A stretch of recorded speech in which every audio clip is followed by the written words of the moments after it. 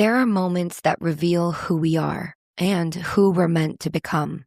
For those born to lead, such moments call for a vehicle of equal distinction. Dynamic by design, uncompromising in execution, the Range Rover Sport was engineered for those rare individuals who demand the world and possess the conviction to claim it. When your time to lead arrives, you need a vehicle that rises to meet it. The Range Rover Sport. Exclusive offers available now. Explore further at rangerover.com. Here's a tip for you. There's a podcast out there with fans waiting to be your next customer.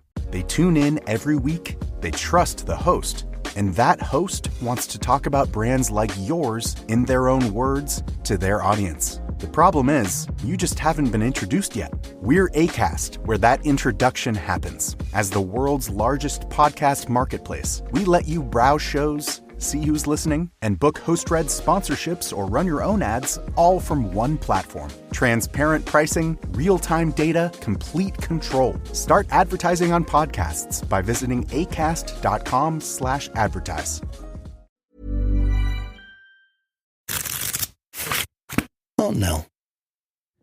Tash, I keep getting these emails sent to me from what is obviously an AI saying that they're running a book group and they're very impressed by my contribution to economic theory in my book, The Wealth of Nations. Oh my God, that was your first release, That was my first release, exactly, just before I died in 1790.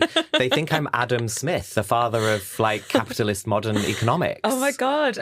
What do you say? Well, I just say, thank you for your kind remarks. Like, I love this. And here's a load of money to help me promote my books from the grave. I mean, you are looking amazing for having died in 1790.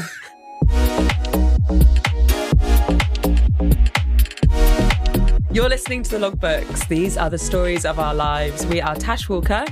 And Adam Zmith. We're telling tales about history, politics, art, and LGBTQ plus life.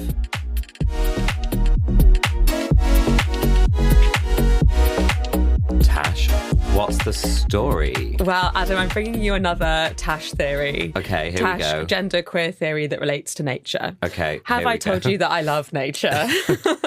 Never heard of it. I just don't think I'll ever be able to. I'll just be continually finding things about nature that I'm like, and oh my God, it's like podcast. Me and it's queer. So, daylighting. Have you heard of daylighting? I mean, daylight savings time when you put the clocks forward? True, but that's not daylighting. Okay. So, like, lighting.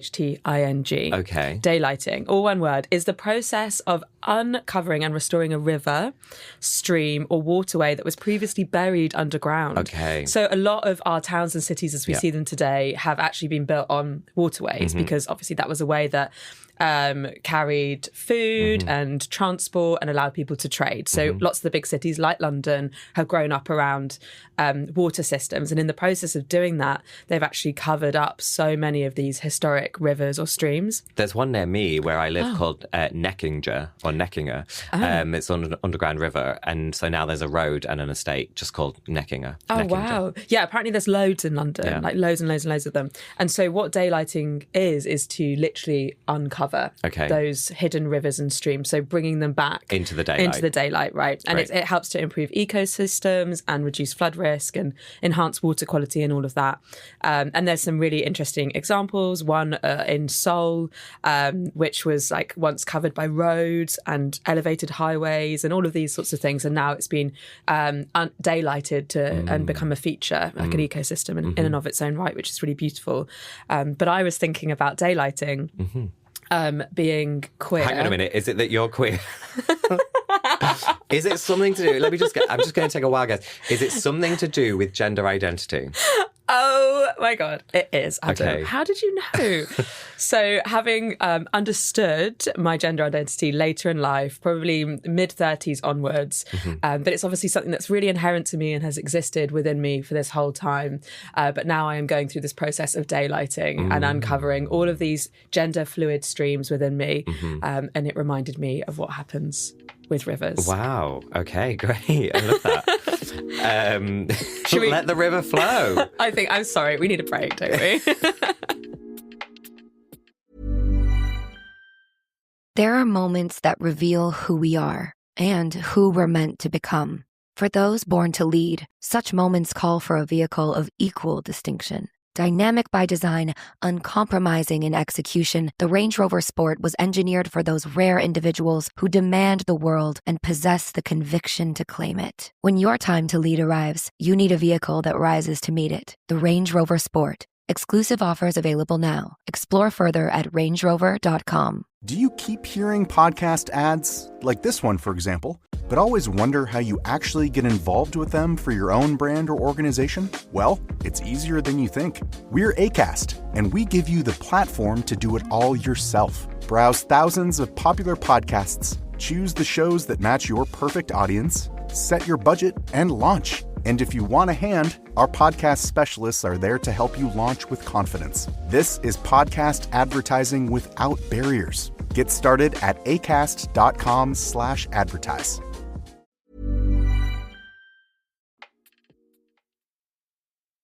Okay, Adam, let's get into the messy middle. What are you bringing?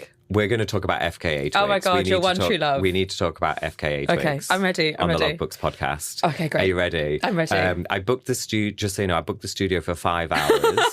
If we need, we can extend it if we feel like we need to. Okay, fine. If that's okay. So I just want to, you can close your eyes and I just want to paint a picture. Okay, hold on. It's October 2023. And I'm in a club in Hackney. Am I there? No, sorry. Sorry, you weren't like not invited, but I just went with some other people. And so we're in a club in Hackney and with some friends. Yeah. And it's one of those nights because it's very close to Halloween. So it was like a Halloween drag performance art extravaganza with lots of different drag artists, including people that are quite famous in East London for doing like horror type of drag, like Baby Lame, for example. Yeah. And Crystal as well used to do that kind of stuff. And but it was like, you know, like the kind of night where they would have like a DJ set for like half an hour, then a drag performance, and then a DJ set, and then like, I don't know, some like gay boys that were trying to be like sexy ghouls or something like that. Right. But really they're just like naked gay flesh on the stage, and they call it performance art. So no, it's that kind of club. It's messy. And I was dancing, you know, with some friends or whatever. And then there was this like next performer that came on, which I didn't know what it was going to be. And I didn't know this performer. It's a drag performer called Paracetamol. But I didn't know that at the time because I didn't know them. So many endless good drag names. I know. And anyway, so the music started for this performance piece from this drag artist. And my like little spidey sense went up because, you know, when you like you're not necessarily prepared to hear a particular song, but like you know that song really well, and then you hear it in a different context of how you normally hear it, and your spidey sense goes up. And I was like, oh my God, hang on a minute, what is this? And so, but then like it's the kind of club where like, yes, there's a drag performer and they might be like actually world class, but like also everyone is like having their own experience, doing shots, like gossiping with friends, dancing in their own little like ecosphere. And I was like, oh my God, like 3,000 people, you need to shut the fuck up because this is something's about to happen. Because I could just hear the opening bars of this music and I could see this figure appearing on the stage, very, very tall, skinny figure. And the music was starting and it's quite like leading in and intense, like foreboding. Remember, it's like a horror Halloween kind of drag night. Anyway, and it was, Paracetamol was performing the song Fallen Alien by FKA Twigs. And Paracetamol had these like enormous wings made out of plastic sheets. Wow. You know when you see like at the side of a road, like a side of a motorway, there's like a lorry that's like got like this like plastic sheet that's been put over the lorry to like protect the sand, but then it's all blowing off like all over the place. So like tarpaulin, but like really, really big plastic sheet. Anyway, Paracetamol, someone had made like these giant wings for Paracetamol to have. And also I have to say there was a lot of blood because Paracetamol was like covered in blood, like Carrie at the end of the film Carrie. Yeah. And so she's singing I'm a Fallen Alien, which is this song by FKA Twigs. And I know that song really well. And then it actually just halfway through the performance, like completely twists into this like insane like drum, I don't even know my music genres, drum step, techno, insanity, new level of that song. And she was performing with these wings and it was crazy. And I had my own little private moment. Wow. And I was like, this is just amazing, because I was like, this is FKA Twigs, but on acid. And it made me love FKA Twigs even more. And you want it. It's so good. I want it. So I just wanted to kind of like drop you into that moment. Amazing. Thank you. Because we're going to talk about FKA Twigs and why she matters. What a moment, Adam. This is brilliant. I also really enjoyed how you kind of performed the thing as you were telling me. Then, I was doing the wings, arms. with your arms and everything.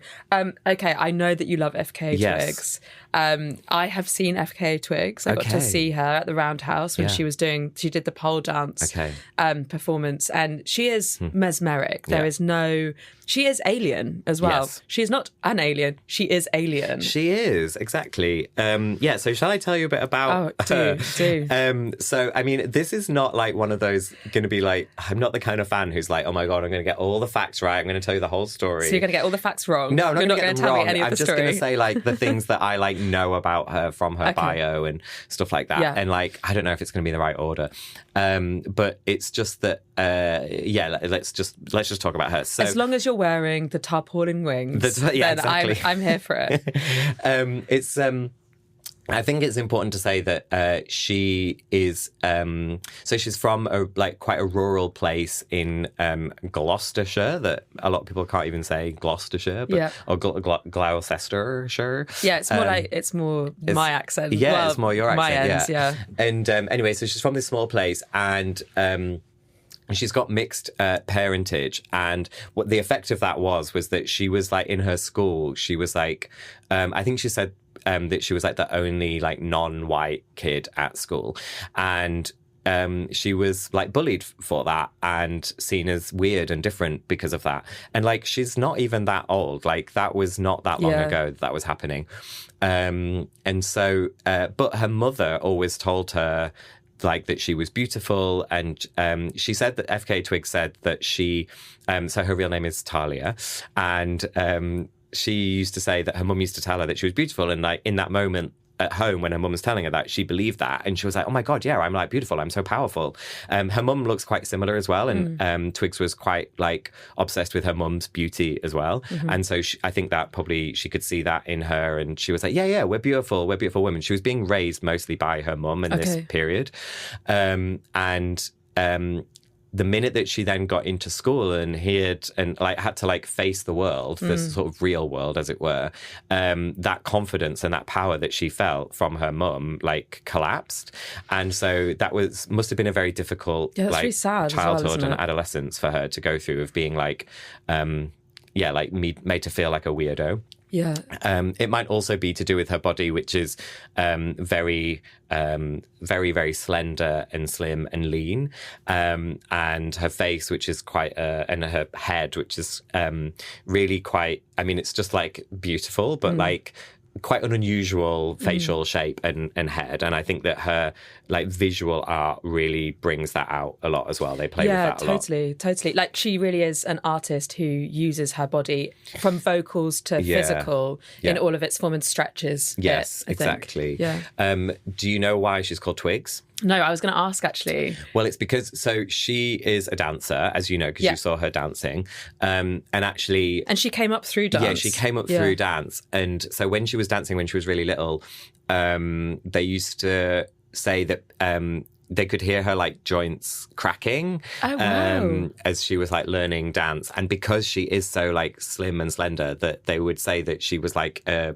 tree and branches that was like snap. Wow. So Twigs became her nickname, and then actually when she was starting out as a musical artist and an artist with her own name and everything, she was just called Twigs. Yeah. But then, do you know how that changed? No, but I remember when she was called Twigs. Yeah. Yeah. Oh no, my God, so you're like know. OG. Yeah, era. I don't know how she became FKA Twigs. Well, it's because there's another musical act that's called Twigs. Okay. Who are these two other people that are, sorry, awkward. Yeah, like... No, not as famous as FKA Twigs. Yeah. So they were like, you're using our name, actually. Yeah. And she's like, okay, fine, I'll do FKA and like, watch me jump. Yeah, exactly.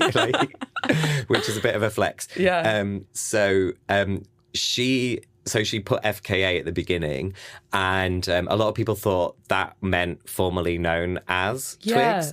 But I thought it was like a bit of a Prince nod. Yeah. But she said actually it was just 3 letters that I really liked that worked together. Okay. That, like, I think it was going to be something like FK2 Twigs or something like that. No. Naomi Campbell was introducing her one time at a show. The fact that even happened is amazing. Naomi right? Campbell was introducing her and she like said her name wrong. She said like FK2 Twigs or something like that. And then Twigs had to like come on and perform. And Twigs had said that like she wouldn't let anyone else get away with that, but it was Naomi. So like, also, what are you going to do? Like, completely unaccountable. Come on and be like, that's not my name. Yeah, exactly. Sorry, Nay, that's not my name. When we started the logbooks in 2019, we just wanted to hear about the real lives of LGBTQ plus people in Britain, going all the way back to the 1970s. But actually, we built a community of listeners. So thank you for listening to us and with us as we continue to tell the stories of our lives. And for just £4 a month on our Patreon, you can get all the episodes ad-free. That is just £1 per episode.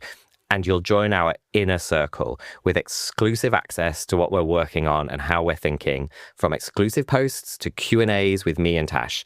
Your support always helps us to keep all the main episodes free to everyone all the time. Just go to patreon.com/AuntNell.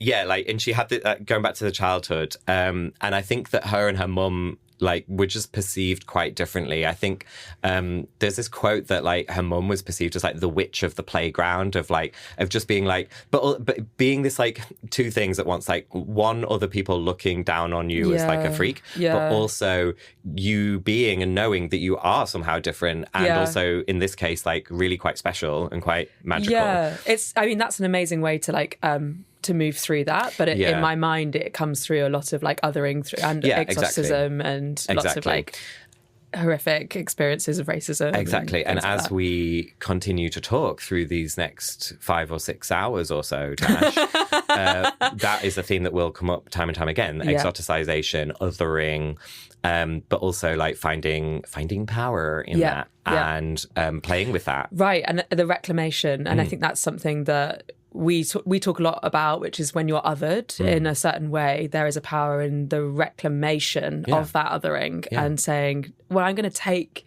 what you're doing to me and I'm going to throw it back at you. And I think that's why Twigs has a lot of fans, like little gay boys like me, who like see that that's what she's doing and that's relatable, you know, relatable content. And that's why, you know, she's literally got a song called Fallen Alien, and it was transformed by Pony into this amazing drum step version and then performed by Paracetamol in this like crazy horror drag like angel wings made of plastic thing that I saw. I just remembered that I like Instagram messaged Paracetamol that night saying like I literally like found them on Instagram being like, oh my God, that was amazing. It's like a real fangirl moment. Okay. And I guess the other thing to say about the thing about like the othering thing and like being a witch or whatever is that like when I was a lot younger, I was quite cautious of being seen as being a fan of like female musical artists. Oh, were you? Yeah, massively. Like I remember like in 2001, my friends wanted to go see Destiny's Child on the Survivor tour at Sheffield Arena. What an amazing experience. I know. And I was like, oh, it's not really for me, but like I'll come with you and support, you know, like. So you felt like just to check in, you felt like it wasn't, you were taking up space for someone else? No, it's like, and then that I was gay, obviously. Like, no, like as a guy, I don't know, I'm supposed to like, I don't know, like Oasis or something. I see. Okay. So yeah, it was more like if I go and if I go to see Destiny's Child at Sheffield Arena, you know, these three powerful women literally singing a song called like I'm a Survivor, and Independent Woman, if I go and chant in Sheffield Arena, in, you know, all the ladies, that's going to mean I'm gay. And it did mean that I'm gay. And I did go and did have a good time. And you are a survivor, But honey. the narrative, thank you. But the narrative was that, I'm going to support my friends. Yeah, sure. Exactly. Because they can't get to Sheffield on the train by themselves from Cleethorpes unless I'm there with the tickets, right? Yes, the bro in the corner. Yeah, exactly. There was one female artist around that time when I was a teenager that I was still ashamed to admit to lots of people, but I kind of couldn't hide it because I loved her so much, and it was Sheryl Crow. Oh. And I got my dad to take me down to London to see like this really funny special little one-off gig that she did. I thought you were going to say Bette Midler or something. Oh, but no, yeah, exactly, like another gay icon. No, Sheryl Crow has bizarrely not been claimed by the gays. No, she's great though. Maybe let's because she's got a guitar. do an episode on that. She's got a guitar, yeah. Anyway, so maybe Sheryl Crow, gay icon? Question mark. If you want to hear that, listeners, Yeah. you can get in touch and tell us that you want to hear that. Yeah. I will do an episode on Sheryl Crow. I'm here for it. You don't even have to subscribe to the Patreon for that. We'll do a free episode. But if you do subscribe to the Patreon, that just makes it that little bit more likely that we'll do it. Like, if you are a Patreon subscriber, you will be hearing the full 5 to 6 hour chat of FKA of Twigs this that we all cut down. Adam will cut down. That's actually a joke. I'm worried that people are going to want that. Should we talk about the work and the albums? Tell me. So she is genuinely unusual. And so, I think it's that if you look consistently through her work, and this is another thing that we might come back to, that she's driven by what she wants to make, not what she thinks will sell. Yeah. I mean, she's one of these like fortunate artists that like It crosses over. That crosses over. Like, I think she says that, and I do think she genuinely believes that. Yeah, that's good. But lucky for you, girl, like you do actually make something that like 1 million people want to watch. So like, whoops. Anyway, but that's good. Here's me creating great art again. Yeah, exactly. Oh my God, I sold out. But she's not. I mean, I didn't mean that. I meant selling her gigs. I wasn't about to like. I don't think she's sold out on that. No, but she is like, yes, like Nike. I will take like millions of pounds to do an advertising campaign for you, and like, why not? You know, I don't know. I mean, I'm sure she's got lots of value. She does have lots of values and ethics, and I don't know whether she looks at companies that she does like brand deals with, and like only picks ones that like conform to, you know, what her values are. And I don't know very much about that. More on that in hour 5. In back hour to the 5. music, Sorry, back Adam. to music, yeah. So she did these like couple of EPs. This is where I get like facts are a little bit loose, but like around 2012, you know, she was a backing dancer in like music videos with like Jessie J and other kind of pop music artists at the time like that. And but then she was starting to work on her own music. She did a photo shoot she was on the cover of ID magazine, and that is like a very famous photo shoot. That her music was just kind of starting to come out. Then she did this like first EP1, and then EP2. Yes, this is when I met her. Right. Okay. Yeah. So like, that's like 2012, 2013 or something. Yeah. And then she did this photo shoot, and like a lot of people didn't know visually like who she was that much, because those first EPs, they didn't have the visuals of her. And then that ID photo shoot came out where it's just her face on the cover, and her hair on her forehead is like curled into the word love, you know, like with hairspray. And she's got her septum piercing, she's got her amazing lips, she's got her like beautiful, gorgeous, huge eyes and cheeks. And it's funny because a lot of people at the time when that ID cover shoot came out said, oh, okay, she's an R&B artist. And it was because she wasn't white. And they hadn't known that until that point, really. That like that became like a public conversation. That's really interesting. How she was categorized. And then that redefines the genre of music after it's already been heard for the first time. Exactly. And it's like not even R&B. Like, no, I mean, it's not. God knows what music genres are these days. I'm like post-genre. I don't understand. They are just like hyphenated. It's all multi-hyphenate. So many. And R&B's in there, of course, like what isn't. So she did those early ones, and then there was LP1, which and around this time, she was starting to collaborate with Matthew Stone. Let me make sure I get everyone's names right. With Matthew Stone and Matthew Josephs. So Josephs is the like stylistic and creative director, and Matthew Stones does a lot of the visual, actually the visuals and like the artwork. They had worked with her like from those early days and been involved in that ID Matthew Stone thing. is an artist, right? An artist. Who I worked with before when I was at Switchboard, and they helped to recreate the logbooks. And so Matthew made this amazing piece of art, which is very similar to the style of some of that early FKA twig stuff. Is it with the like 3D painting that he does? Exactly. Okay, yeah. Got you. Okay. Yeah, so he does this like 3D painting, like broad strokes of paint and then like digitally captures them and then applies them onto other 3D objects like Twigs's face or the Switchboard logbooks. Wow, I didn't know that. So name drop, who co-produced LP1? Oh, I actually don't know the answer to this. You could easily guess it because it makes so much sense. Arca is the producer of LP1 I didn't know that. with Twigs. Yeah, exactly. That does make so much sense. It makes so much sense, right? Just like very, very like strange mixtures of electronic noises, like washing machine noises, and a bit Spherixy, actually. Yeah, a bit Spherixy, exactly, and all that. So. So then, and I think that like LP1 was really big. It was like picked as like an album of the year. I don't know if that was the one that was Mercury shortlisted or was that Magdalene, the next one. But it was a moment. And most famously from that was the song 2 Weeks. Yeah. Which is like one of the most sexiest songs ever. Also, like, I'm having so many flashbacks, Adam. Number 2, one, I'm going to go back and listen to all of the music. So thank you so much for bringing this here today. But also of us working together and us needing a break and you going, hold on, and then just pressing play on this song. Oh. And like being all like dreamy about it. Was it Twigs? Yeah, it was. And you were like, I need a moment. I need a moment. And you just like listen to this song. Okay. And it's so, actually, whenever I hear FKA Twigs, I think about you. Okay. And also like... She would love that, actually. Yeah. But you have brought FKA Twigs into a lot of our work environments. Okay. Yeah. Well... never as formally as this.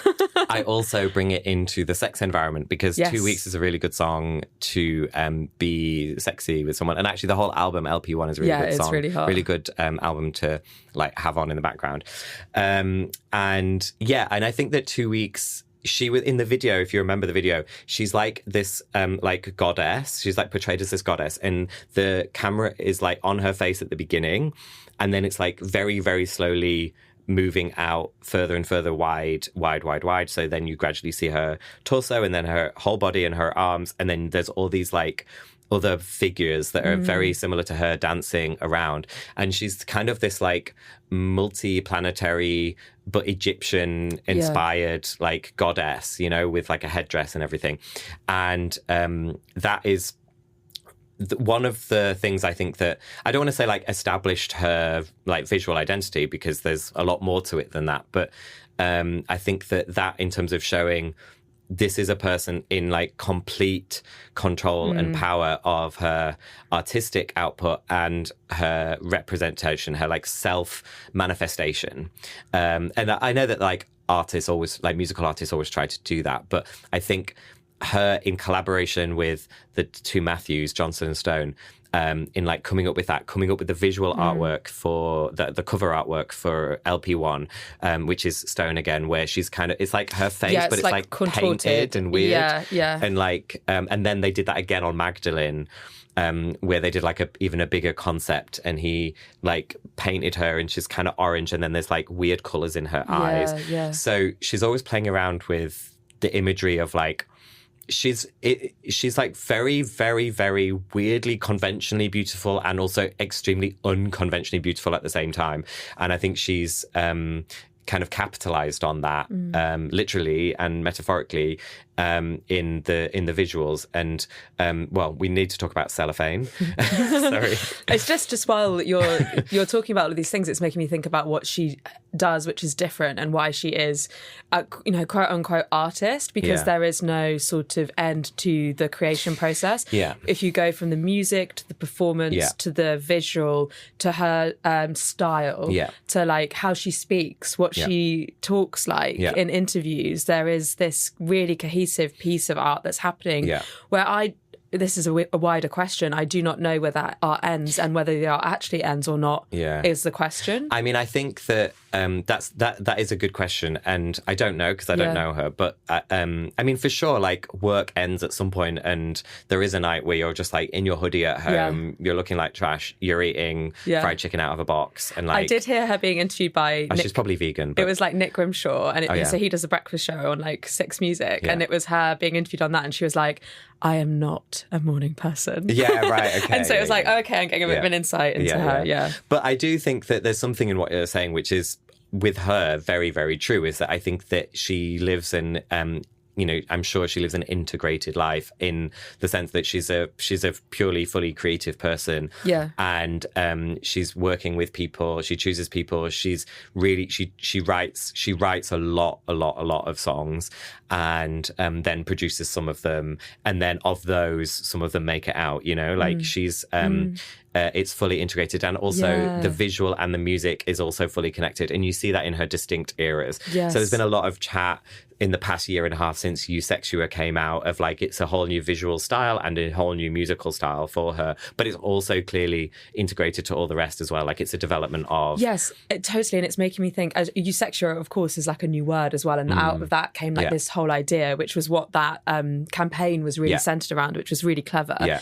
But what you're saying just then makes me think about art and artists and people who work in this way, which is like what you said about she's constantly writing music. Now, whether that music gets released or not isn't the point. Yeah. It's that she's constantly evolving and creating and changing, and that every piece of work that you do towards that is valid, whether it receives success or not, right? Yeah. It all informs. And I think... for me, one of the other things that I love about her is she's kind of like, she's multi-hyphenate, and she's a music, like, you kind of can't really say anything about her other than that she's an artist. You could say that she's a musician or a singer, but she's also a dancer, and she also is a visual artist. And I love that. I mean, I'd get me a stylist and I will also be a visual artist. Do you know what I mean? Yeah. Like, I look like I'm wearing pajamas today, but... I like it. Adam's got like little shorts on. But I think that she is just one of those people who's like, wants to play around in all sorts of different forms. She also acts, and in her music video, she's often acting and playing a character. And she's got a really, really wicked sense of humour. There's a really good music video for... you love her so much, I do love her so much. But there's a music video for... what's the song from Eusexua where Northwest is rapping on it in a really funny way?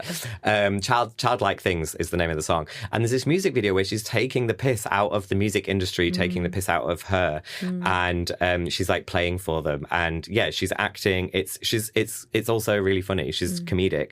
But I want to go back to the integrated life thing and the way that the art comes from the person, because her work, her songs are also very much directly about her experiences. And so the song Cellophane is famously about her very terrible experience in dating Robert Pattinson. And the way that so Robert Pattinson is the actor. Do you know about this relationship? I mean, I know that they were together. Yeah, definitely. And do you know about what happened and how the Twilight fans turned? No. Well, don't mess with the Twilight fans. Wow. Honestly. I'm kind of nervous to say something bad against them on the logbooks because they're going to take us down. I wonder if we have overlapping fans. I don't think well, I don't know, maybe. But, my sister. And I told you this episode was going to be 5 hours long. No, so Robert Pattinson was, one of the actors in Twilight, along with Kirsten Stewart. Mm-hmm. Is it Kirsten or Kristen? I never know. Kirsten, K-Stew. And they were like, they dated briefly. And also because they were like the romantic people in the movie. Yeah. All the Twilight people like loved them being together and like shipping them, wanting them to be together. Then like surprise, surprise, actors are actually different people from their characters. My because movies are like made up, and not a lot of people know this. It's okay if you didn't know that. Not a lot of people know that. So movies are made up, and they get people to play different people in those movies. You're good. I cannot believe this is turning into you describing a movie concept to me now. And Robert Pattinson was playing a character in that movie which fancied Case Stew and the character called Bella. In his real life, Robert Pattinson, the actor, was dating FKA Twigs. And the fans did not like that, the Twilight fans. And they were like insanely, horribly racist towards Twigs. They first of all was like, they wanted him to be with Case Stew. And one of the ways that they attacked Twigs was, first of all, you're stealing her man, and second of all, you're not white. And so they were just like really racist. God. So again, flashback to Twigs's experience at school, where she was like made to feel like a freak and not welcome. So horrible. So then she wrote a fucking banger, which is like what you have to do. She wrote Cellophane, and she said about that song, it's not like an attack on Robert, it's an attack on like the experience of it, of what happened. But she said about that song that she's very proud of it, and it's maybe her favourite song or one of her best songs, because she knows that it connects with people because she's expressing like a real feeling, and the feeling in the feeling that she had is there in the way that she's written the lyrics, and is there in the way that the music is made. And so you can kind of get the same feeling that she has by listening to that song. So that was Cellophane, and that's the one where she was like really pole dancing in the video, and she really, really took to pole, and there was a whole era where she did that, and she still does quite a lot. Okay, where are we going next, Adam? Where are we going next? I know we haven't got that much longer to talk about, but we have to talk about the second full album, Magdalene. Yeah. Because it's an amazing album with Cellophane on it, that one. But the whole album is centered on this concept of Magdalene. Now, I think you can tell me who Mary Magdalene was. Oh, she's the sexy lady in the Bible. Keep going. Okay, so Mary Magdalene was a sex worker or a prostitute is how we would probably describe her today. And she was kind of the talk of the town. She was the ostracized one, except for Jesus turned to her and saw her for who she really was. And what has been the sort of biggest cultural and social story over 2,000 years about Mary Magdalene versus Jesus versus Mary, the other Mary in the Bible? Well, I was thinking about the Mary Magdalene sisters. But that's not what you're going to. No, I was talking about the fact that like there's Jesus' mother is called Mary. Yeah. And she's a virgin. Famously. Is she? Well, almost certainly not, but that's my belief. No. Yeah. She's a virgin. Yeah. Mary Magdalene, as you said, is a sex worker. Like the literal opposite of a virgin. Yeah. And which of these has been like the saint and the leader of the church? Which is the one that's been like pilloried and dismissed over 2,000 years? Mother Mary, exactly. of course, is the saint. Mary's the saint, the besainted one. Yes. And Magdalene is like the whore, and she was like trying to bring him down and stuff. And so this is just like a classic kind of piece of like Western feminism has been this analysis over the decades of like the virgin whore dichotomy, and it's kind of there in the two Marys. And something that lots of people struggle with in sex and relationships. Yeah, right? exactly. Like it's a classic dichotomy. I want the sex, but that makes me a whore, and I'm going to be perceived badly. It makes them the whore. Yeah. So like a classic trope is that you fall for the woman who is Mother Mary, and that's who you choose to marry, but you then struggle to have a sexual relationship with her because she becomes Mary Magdalene the whore. That's and you right, can't hold because those you two. are actually having sex. Yeah, exactly. And you can't hold those two, So let's go to therapy. Exactly. So Magdalene, so I think the figure of Mary Magdalene, like, obviously captured Twigs, especially when she was in this era of the intense media scrutiny from just being a woman and being a woman of colour in the world, and then being in that relationship. She was also in this horrendous relationship with Shia LaBeouf, who strangled her and abused her emotionally, and she has, they've been going through this long-running legal dispute over that, and he has admitted that he did certain things and rejected that he's done certain other things. They've now settled that, but the fact is that it was an abusive relationship, and she called like a helpline when she was in the US with him, and she called a helpline for like abused women, and the person on the phone said, "It sounds like you're in an abusive relationship." This person didn't know that this was FKA fucking Twigs calling, and that she was calling about that relationship. Sounds like you're in an abusive relationship, and you need to like get help like immediately. And that told Twigs about what it really was. Anyway, and so Magdalene as a kind of art, as a piece of art, comes out of that, of like being mistreated by men and by society, and also kind of reclaiming that power. And so that's why Cellophane is on there, Fallen Alien is on there, Mirrored Heart is on there. These are just like such like gorgeous, emotionally complex songs and amazing pieces of music. And that's also the album where she's got this like weird visual imagery of like, she looks kind of, I don't want to say that she's been battered and bruised, but she looks kind of like both beautiful and alluring, but also at the same time, like, let's say like clearly like molded by some like crazy potter, because they're like... Yeah, that's a good way of describing it. She's like distorted somehow. She's distorted, yeah exactly. And this distortion, I think, is like quite a big theme. And so... we're coming to the end of this like long discussion about I'm Twigs. really enjoying it. But I guess fast forward to last year when she came out with Eusexua. I'm not going to talk about Capri Songs too much, the mixtape. Not because I don't think it's good, but just because I know less about it. And it's a mixtape, so it kind of has a different sort of quality to it. And then the most recent album was Eusexua, and then Afterglow, which was like a remixy kind of B-sidey album of that.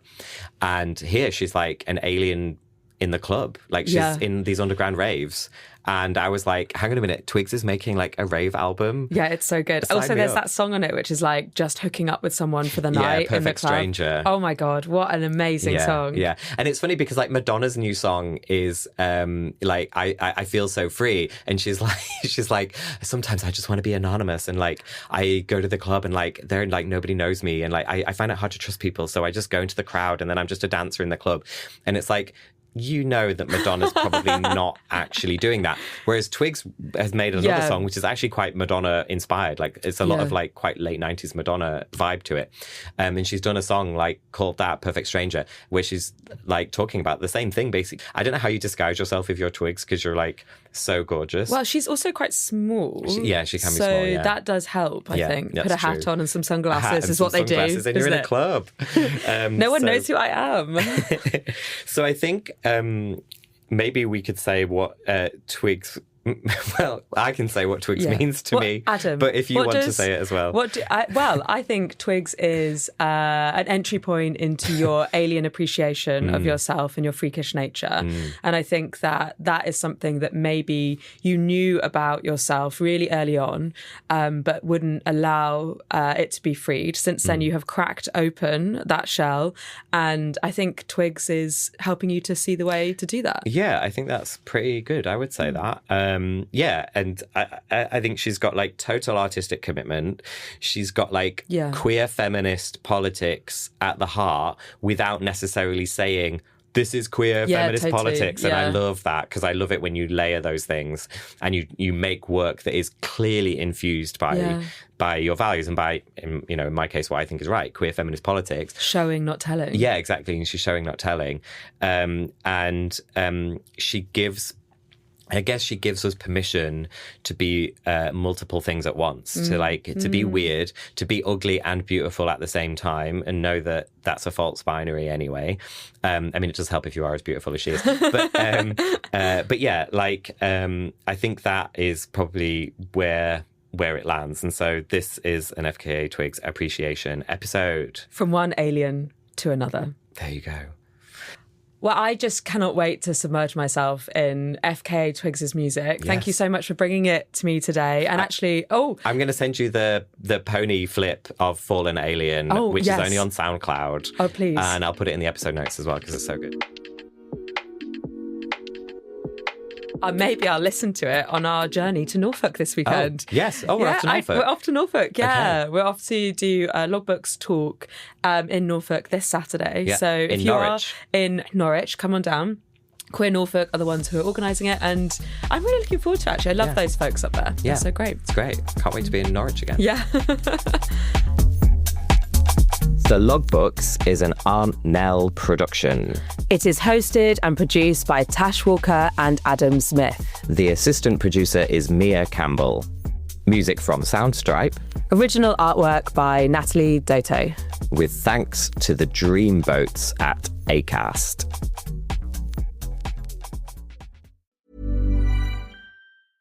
There are moments that reveal who we are and who we're meant to become. For those born to lead, such moments call for a vehicle of equal distinction. Dynamic by design, uncompromising in execution, the Range Rover Sport was engineered for those rare individuals who demand the world and possess the conviction to claim it. When your time to lead arrives, you need a vehicle that rises to meet it. The Range Rover Sport. Exclusive offers available now. Explore further at rangerover.com. Here's a tip for you. There's a podcast out there with fans waiting to be your next customer. They tune in every week, they trust the host, and that host wants to talk about brands like yours in their own words to their audience. The problem is, you just haven't been introduced yet. We're Acast, where that introduction happens. As the world's largest podcast marketplace, we let you browse shows, see who's listening, and book host-read sponsorships or run your own ads, all from one platform. Transparent pricing, real-time data, complete control. Start advertising on podcasts by visiting acast.com/advertise.